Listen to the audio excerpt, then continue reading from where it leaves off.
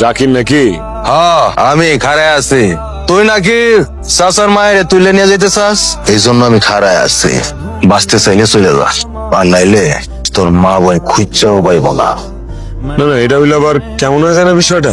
ভাই আমি আমার বাড়ির একমাত্র পোলা, কেমন হইব না? না না, এই কাম হইতে দেওয়া যাবে না। আমি ভুল করছি, আমার ভুল। আমার আসলে তোমার এলাকায় নজর দেওয়া ঠিক হয়নি। কার কাছে মাফ চাবো আগে? মাফ করে দেন, ভুল করে ফেলাইছি। Rimi, I am sorry. হ্যাঁ, ভুল হয়ে গেছে জাকির ভাই। থাকো, আমরা জায়গা। কইছিলাম না চাচা, মাসুদ কিচ্ছু করতে পারবো না, দেখলেন তো।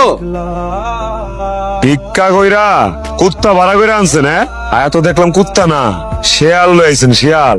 আর এই মাসুদের চেয়ে বড় কোনো জানোয়ার আছে নাকি বনে? হ্যাঁ, আজকে আর তোমার লয়ে গেলাম না, রোমান্টিক মুডটাই নষ্ট হয়ে গেছে, বুঝো নাই?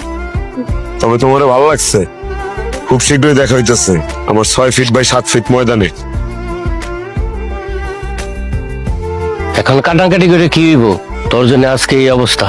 কেডা কইছিল ওই জানোয়ার চোখে পড়তে? আব্বা আমি কি ইচ্ছা করে জানোয়ারের চোখে পড়ছি?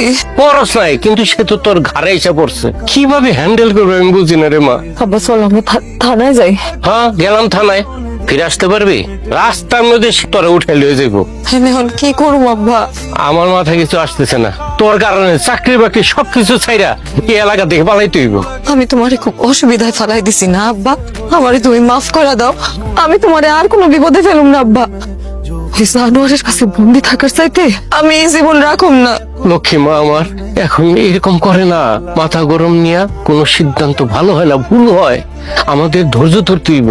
কিন্তু ওই যদি আবার বাসায় আসে আব্বা, এখন তো জাকির ভাইও নাই, এখন কি হইব আব্বা? কালকে আমি অফিসটা করে আসি, তারপর তোর শরীর অসুস্থ, চিকিৎসার কথা বইলা এই এলাকা থেকে পালামো।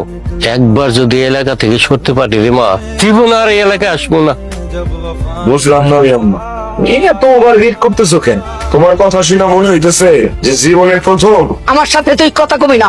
আম্মা ডাকে আবার, খবরদার আবার আম্মা ডাকবি না। তোর বইটার যে বিয়ে হয় না, তুই চোখে দেখোস না?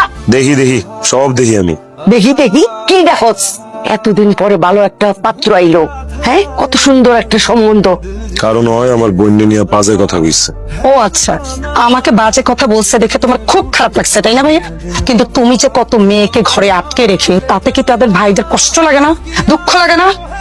মুখে খই ফুটছে না? আর কোনোদিন যদি আমার মুখে মুখে কথা কইছস, কিরে এই বেডির তো মাথার তার তো সব নষ্ট হয়ে গেছে, ছিঁড়ে গেছে। যা মুখে আসে তাই কইতেছে। আর উনার কথা শুই না আমার মাথা গরম হয়ে যেতেছে। আমার কিন্তু ধৈর্যের সীমা পার হইলে আমি কি করি জানোস? তোর ভাইয়ের মাথা গরম হচ্ছে, তাতে কি হচ্ছে? ওরা কি আমি ডরাই? মা চুপ থাকেন না।